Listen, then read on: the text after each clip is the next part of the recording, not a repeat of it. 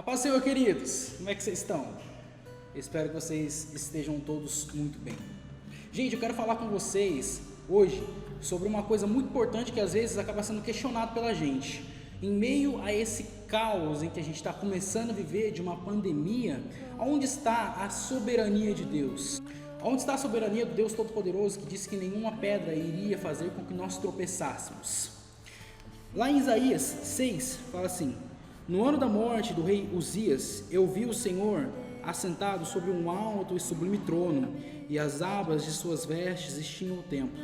Serafins estavam por cima dele, cada um tinha 6 asas, com 2 cobriam o rosto, com 2 cobriam os pés e com 2 voavam, e clamavam uns para os outros, dizendo: Santo, Santo, Santo é o Senhor dos exércitos, toda a terra está cheia da sua glória.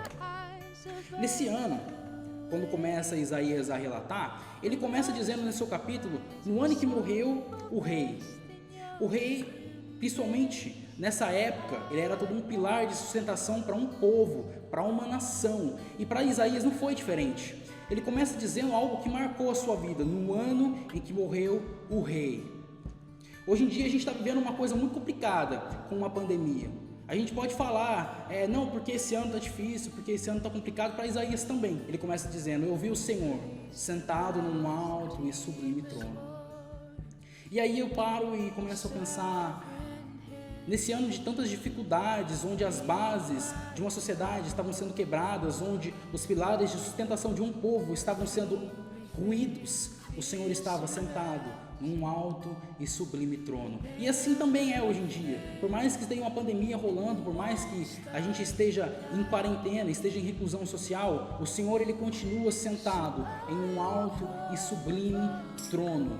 Então não fique com medo, não fique inconstante nos seus pensamentos, apenas confie, apenas acredite, porque o Senhor ele continua soberano apesar de todas as coisas. O Senhor ele continua soberano, porque os planos, os pensamentos do Senhor são infinitamente mais altos e melhores do que aqueles que nós temos. Por mais que nós achamos que sabemos aquilo que está acontecendo, nós não sabemos. Quem sabe de fato é o Senhor que criou todas as coisas. Assim como o Senhor falou para Jó: onde você estava quando eu lancei os alicerces do mundo?